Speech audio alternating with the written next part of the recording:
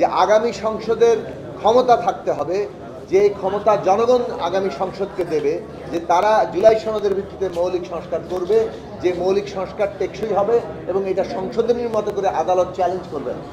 ফলে আদালতের এই যে বড় ভূমিকাটা হবে যে জনগণের প্রতিনিধি হিসেবে যে মৌলিক সংস্কারটা করা হয়েছে তাকে সুরক্ষা দেওয়া, সেই জায়গাটা যাওয়ার নামকরণ কি হবে সেইটার বিষয়ে যাই হোক, মূল এসেন্সের সাথে সবাই একমত হচ্ছেন কিংবা সবাই সেই জায়গাটাকে গুরুত্ব দিয়ে ভাবছেন, এটাই সবচেয়ে গুরুত্বপূর্ণ ব্যাপার। আর মূলত এটাই প্রস্তাব যে একই দিনে গণভোট হওয়ার প্রশ্ন, এটা নানান বিবেচনার দিক থেকে এই প্রস্তাবটা আনা হয়েছে। এখন যেহেতু সমস্ত সিদ্ধান্তই সর্বসম্মত হওয়া অথবা সমঝোতার ভিত্তিতে, সেইটার ব্যাপারে যেটা বেশিরভাগের প্রস্তাব হচ্ছে সেই জায়গাটাতেই আমরা যাতে কনসেনসাসে আসতে পারি তার জন্য আমরা চেষ্টা করছি।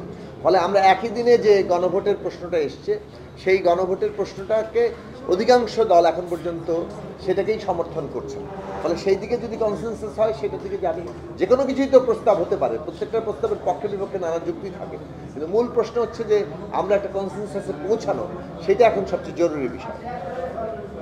ধন্যবাদ। রাজনৈতিক দলগুলো যারা অভ্যুত্থানে অংশ নিয়েছে, তারা যেভাবে যে এই প্রক্রিয়ার মধ্যে দিয়ে অংশ নিয়েছেন, তাদের যে সমর্থন সমস্ত কিছুতে জনগণ মুখিয়ে আছেন এই এই ঐকমত্যের জায়গাগুলোকে তারা বাস্তবায়ন করার বাস্তবায়ন দেখতে। কাজেই এটা যদি জনগণ যদি রায় জনগণের রায় তো চূড়ান্ত, এই জনগণের রায় যদি এটার বিপক্ষে যায় তাহলে এটার পরবর্তী মীমাংসার পথ পার্লামেন্টের সিদ্ধান্ত দিতে হবে।